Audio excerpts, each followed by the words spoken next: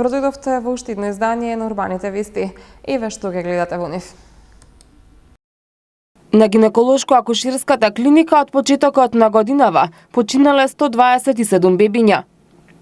17 млади од ранливи категории се вработени преку менторство и креирано советување. Во Скопје има 180 бездомници, 50 ги користат услугите во пунктот во Момин поток. МВР ќе издава лични карти и в сабота и недела. Остануваат уште 4 дена од кампањата за локалните избори. Кандидатите за градоначалници не пропуштија и денеска да ги промовираат своите проекти, кои ветуваат дека ќе ги реализираат, доколку ја добијат довербата од граѓаните. Во продолжение неколку минути посветени на локалните избори.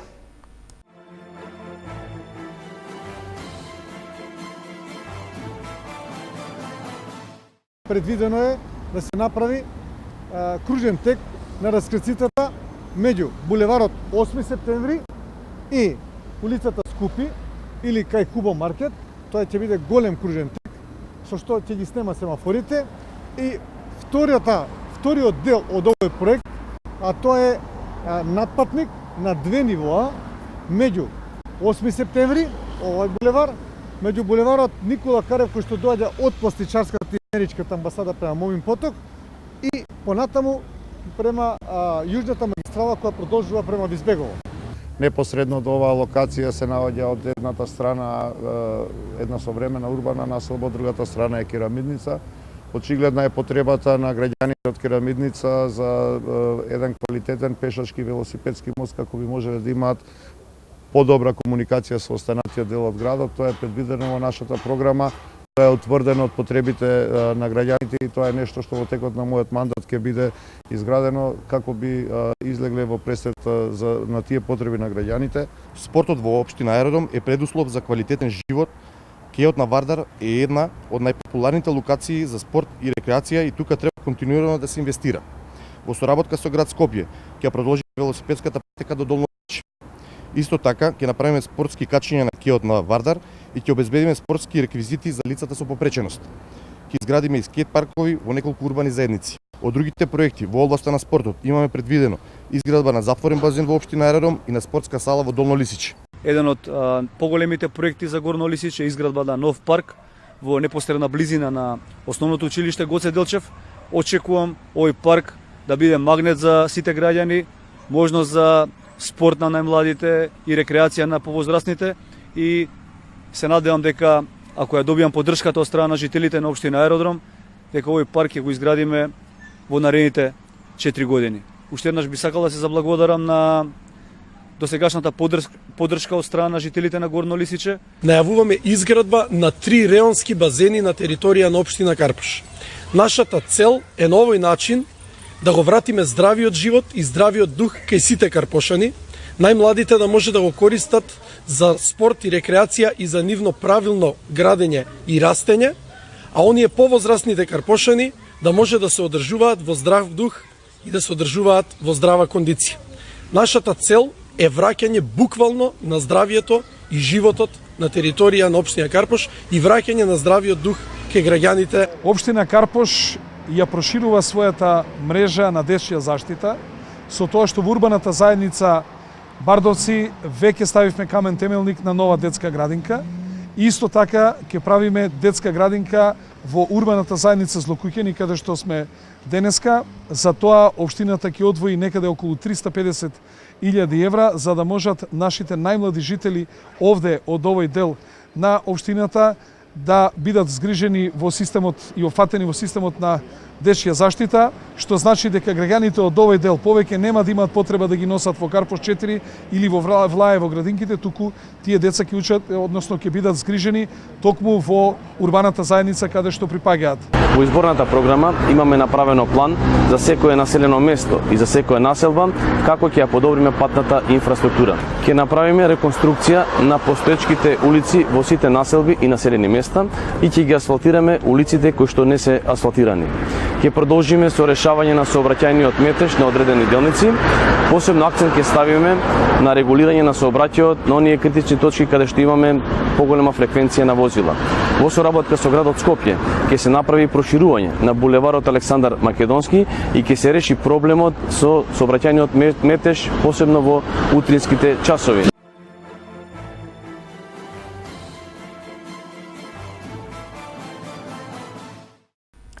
Тоа беше блокот за локалните избори. Ние понатаму продолжуваме со темите од урбаните вести. Катастрофални услови за работа и престој на новороденчиња, констатирале инспекторите од Државниот санитарен и здравствен инспекторат. Од почетокот на годинава до 30 септември починале 127 новороденчиња, а не е исклучена можноста дел од смртните случаи да се последица на неодговорното работење. Низа недоследности во однос на просторните и кадровските услови и опременоста, констатирале инспектори на Државниот санитарен и здравствен инспекторат по извршениот вонреден инспекцијски надзор на клиниката за гинекологија и акушерство. Како што соопшти директорката на Државниот санитарен и здравствен инспекторат Ирина Сотирова Бухова, вонредниот надзор е спроведен на барање на директорката на клиниката Викторија Јовановска. На одделението за интензивна нега и постинтензивна нега, за време на надзорот е констатирано дека има зголемен обем на работа во однос на просторните и кадровските капацитети, како и во однос на опремата. Сместени се по 2 новороденчиња во еден инкубатор.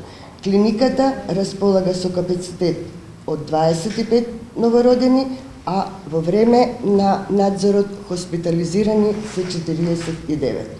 Во одделението за интензивна нега и постинтензивна нега вработени се нема доволен број на медицински сестри во однос на кадарот, на оваа бројка. За новородените се грижат 4 медицински сестри во прва смена и 2 специјалисти неонатолози. Во втора и трета смена повторно по 4 медицински сестри и 2 неонатолози педиатри, од кои едниот е ангажиран и на акушерското одделение. Што значи дека клиниката има недостаток од средно медицински кадар, медицински сестри, акушерки, од сестри специализирани инструментарки, има недостаток на кадар од неонатолози, педиатри и анестезиолози. Инспекторите утврдиле и дека има недоволен капацитет на системот за вентилација за свеж воздух и на системот за терморегулација, дека протекува покривот на зградата на клиниката поради што е констатирано присуство на влага во дел од клиниката, дека се користат стари стерилизатори за пилени, како и во лактариумот не е обезбедена проточна вода. За сите овие санитарно-технички забелешки, на ГАК ќе се издаде решение со точни временски рокови во кои ќе мора да бидат санирани сите наведени забелешки, нагласи Бухова. Директорката на ГАК Јовановска истакна дека веќе се почнати активности за надминување на овие проблеми. Најавено е опремување на клиниката со 15 нови инкубатори, како и 5 кои ќе бидат во болниците во внатрешноста, за да можат да се прифрлат во матичните установи бебињата кои се веќе извлечени од кризата. Проблемот е со интензивната нега, односно со недоносените деца, односно децата кои што се родени со мала гестацијска возраст и кои што се ризични од самиот почеток на раѓањето за време на целиот престој додека да бидат извлечени. Никаде во ниедна приватна установа овие деца не се згрижени, не за тоа што таму немаат кадар, меѓутоа заради тоа што финансиски едно дете за да се извлече од состојбата во која што е родено, овие деца да бидат згрижени кај нас и да им биде дадено се максимално, значи од целиот третман за лекови да не се штеди на давање на лекови кај овие деца, бидејќи тие лекови се многу скапи и заради тоа во приватните клиники немаме згрижување на недоносени деца или многу малку. Секоја фамилија може да обезбеди околу 30.000 евра кошта извлекување на едно такво недоносено дете. На новинарско прашање дали ваквите констатирани недоследности на ГАК може да бидат причина за големата смртност кај новороденчињата, Бухова потврди дека неисполнитоста на условите можно е да влијае на смртноста кај бебињата, која што оваа година, заклучно со 30 септември, изнесува 127 бебиња. Индивидуален случај и факторите кои довеле до несакан смртен исход се индивидуални. Меѓутоа, конкретен одговор на вашето прашање, да, дека сите овие услови кои ги напоменав, кои се нотирани од вонредниот инспекцијски надзор, да, можат да придонесат. Меѓутоа, повторно ќе напоменам дека секој новороденче е индивидуа и има индивидуален пристап, како за причините, така и за целиот тек на неговото лекување.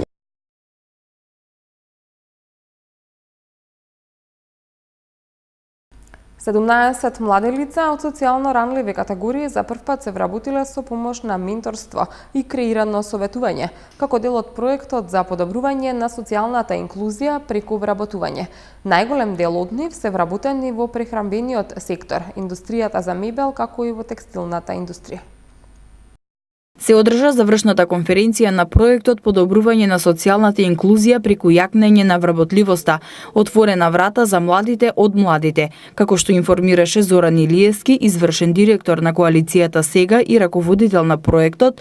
Овој проект имаше за цел да се олесни социјалното вклучување на ранливите групи на млади луѓе преку создавање на еднакви можности за пристап до пазарот на труд и подобрување на нивната вработливост преку градење на нивните вештини да се вклучат на пазарот на труд, како и на нивната интеграција во општеството. Преку овој проект со помош на менторство и креирано советување, Илиевски додаде дека 17 млади лица од социјално ранливи категории за првпат се вработиле. Најголем дел од нив се вработени во текстилната индустрија, индустријата за мебел, како и во трговијата како продавачи во прехранбениот сектор. Преку активностите кои што ги спроведеме во текот на изминатиот период, дојдовме до сознание дека оваа целна група е една од најосетливите од аспект на она што значи нивно останување на базата на приматели на социјална помош. Работиме во 4 градови, во Скопје, во Штип, во Битола и во Прилеп, преку кои што опфативме 105 млади кои што доаѓаат од семејства корисници социјална помош или се директни корисници социјална помош. Обуката ја спроведувале 20 обучувачи, дел од центрите за социјална работа и граѓанскиот сектор, кои директно работеле со младите лица.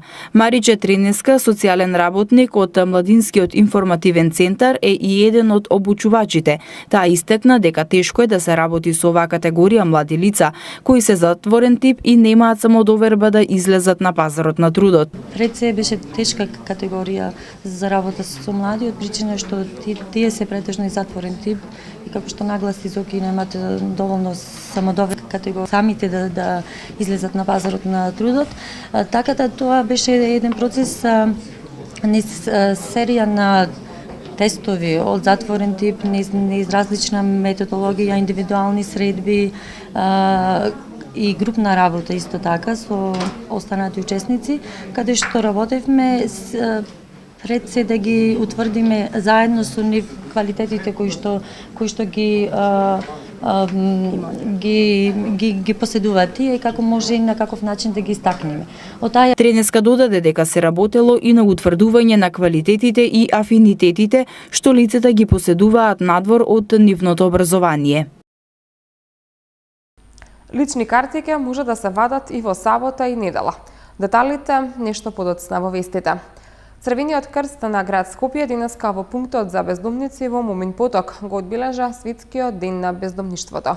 Во Скопје има 180 бездомници, а Црвениот крст веќе ги заврши подготовките за зимскиот период, обезбедувајќи дополнителни легла и медицински екипи за студените денови. На територијата на Скопје има 180 бездомни лица, според базата на податоци на Црвениот крст.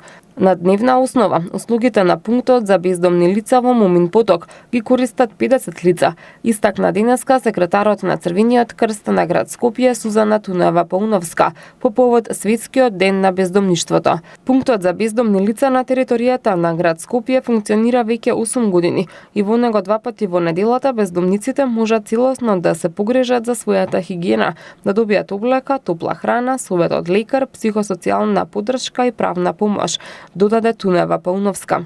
Сметаме дека ваква институција е потребна во еден град каде што секако моментите на тие маргинализирани групи на лица кои што од различни причини се бездомници и се наоѓаат во ситуација и на голем ризик е многу важна и сите оние социјални сервиси кои што овој пункт за бездомни лица на територијата на главниот град ги дава кон овие лица, наменети за подобрување на нивните услови за живот. Пунктот има посебна програма во зимскиот период. Подготовките за зимскиот период се завршени и има дополнителни 20 кревети во однос на минатата година. Вкупно има 40 легла, а ако има поголем број лица кои бараат сместување, се отвараат и дополнителните интернати или се наоѓаат алтернативни решенија. Ние веќе ги започнавме подготовките во случај да имаме повторно зимски бран и намалување на температурите под нулата, така да сме комплетно подготвени со тоа што веќе имаме и дополнителни 20 кревети во однос на минатата година. Зголемен е тимот на социјални патролни служби. Имаме дополнување во делот на медицинските услуги и секако психолозите и социјалните работници. Тимот на Црвениот крст работи и на ресоциализација и враќање на овие лица во нормалните текови на живење. Во делот на она што значи ресоциализација, нашиот тим посебно работи заради тоа што едноставно враќањето на овие лица во нормалните текови на живење е од посебно значење. Тие се лица кои што имаат изгубена довербата во системот, довербата во луѓето, понекогаш и самите во себе, така да индивидуалниот пристап кон личните проблеми на овие луѓе значи на некој начин давање поддршка во делот на тоа да се пронедат повторно себе си и да можат да најдат место во општеството и во заедницата. За 10 лица кои што во овие 8 години се вработени и веќе се грижат сами за себе. Успешно заврши обуката од проектот Учење преку работа на Еразмус Плюс, во која учествуваа училишта од општините Ѓурче Петров и Разлог. Очекувањата од ова стратешко партнерство се да даде голем придонес за подобрувањето на квалитетот на основното образование. Третата обука од проектот Учење преку работа, финансиран преку програмата Еразмус Плюс на Европската Унија, успешно се реализираше во општина Ѓурче Петров и помина во одлична работна атмосфера, каде беа промовирани нови пристапи на учење и можност за поефикасна едукација на децата за користење на ново набавената опрема за соларна енергија, информираат од општината. Наставниот кадар од основните училишта во општината во следниот период ќе има можност за практична имплементација на стекнатото знаење за обновливите извори на енергија на училишните часови. Учениците преку имплементација на овој проект ќе дознаат повеќе за моќта на соларната енергија, ќе бидат поинформирани за суштинската улога на соларните панели и ќе се подготват за спроведување на соларни технологии во реалниот живот. Се очекува ова стратешко партнерство да даде голем придонес за подобрување на квалитетот на основното образование и исто така подобрување на квалитетот на наставниците во основните училишта во двете општини. Во проектот се вклучени основните училишта Мирче Ацев и Пајси Хилиндарски од општина Ѓурче Петров и Разлог, Еко Разлог и Солар Македонија. Следниот состанок на проектните партнери се очекува да биде во месец декември во општина Разлог, Република Бугарија. Од 25 до 29 октомври на нова локација во ВИП арената Борис Трајковски ќе се одржува 43-тиот меѓународен сајам Технома 2017. Работното време на сајамот ќе биде од 10 до 19 часот. Цената на редовната влизница е 50 динари, а за организирани групни посети влезницата изнесува 30 динари. Големи, средни и мали домашни и странски производители од областа на металургијата, електротехниката, енергетиката, неметалите, градежништвото, обезбедувањето и заштитата ќе учествуваат на 43-тиот меѓународен сајам Технома 2017, што ќе се одржува од 25 до 29 октомври во ВИП арената Борис Трајковски. Компаниите и овој пат ќе ги представат и промовираат своите иновативни производи и методи. На Технома 2017 2017 традиционално ќе се представат и националните економии на многу земји, покрајни и региони, а за зголемување на соработката организирани ќе бидат и стручни програми и средби. Имајќи го во предвид нивото на иновативноста кое се представува и бројните бизнис можности, Технома 2017 е посетен од десетици илјади посетители од различни сфери на интерес. Работното време на сајмот ќе биде од 10 до 19 часот. Цената на редовната влизница е 50 динари, а за организирани групни посети влезницата е 30 динари. Сите оделенија за управни работи на МВР ќе работат на 14 и 15 октомври, со што граѓаните и овие денови ќе можат да извадат лични карти. Барањата за лични карти ќе се примаат и одобруваат итно, заклучно со сабота до 16 часот и 30 минути. Сите оделенија за управни работи на МВР ќе работат на 14 и 15 октомври, со што граѓаните и овие денови ќе можат да извадат лични карти. Сите барања за издавање лична карта, оштетена, изгубена или украдена, по законски спроведената постапка ќе се одобруваат итно во сите регионални оделенија за управни работи при Министерството за внатрешни работи, и тоа само доколку подносителот не поседува биометриска патна исправа. Барањата за лични карти ќе се примаат и одобруваат итно, заклучно со сабота до 16 часот и 30 минути. Веднаш по примањето на апликациите за лични карти, Одделот за информатика ќе ги изработува и ќе ги доставува до надлежниот сектор за навремена дистрибуција до оделенијата за управни работи. На денот на изборите, оделенијата за управни работи ќе работат само за издавање на лични карти во периодот од 7 до 19 часот. Регионалниот центар за управување со кризи на град Скопје информира дека неколку општини во четврток ќе останат без електрична енергија. Ивана Македонија известува дека заради закажани технички зафати без електрична енергија ќе останат повеќе делови од Скопје во четврток.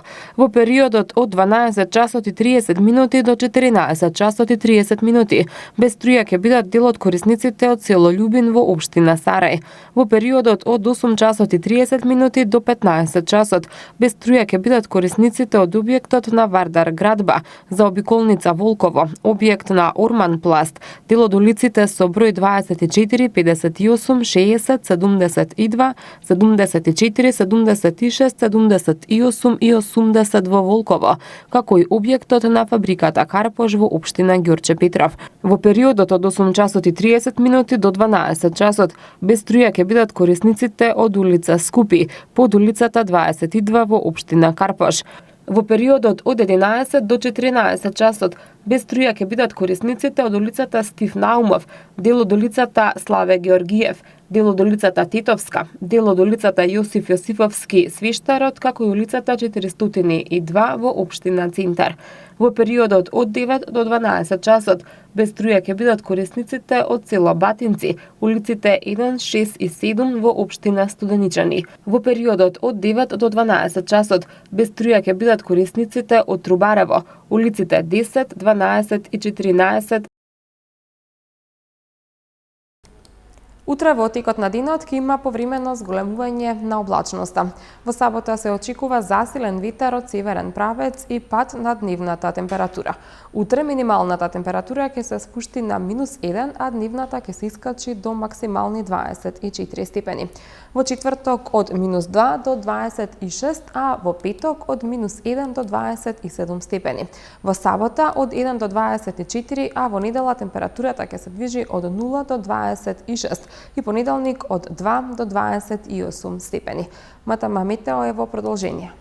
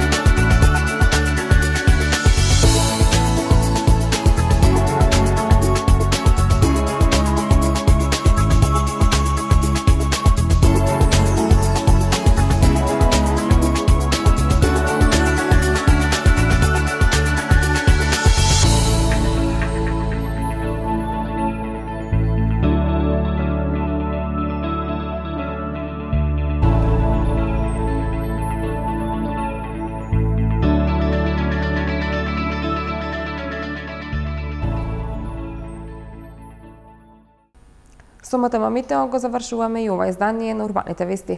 За повеќе информации посетете нашата веб страна mtm.mk. Од мене, довидување.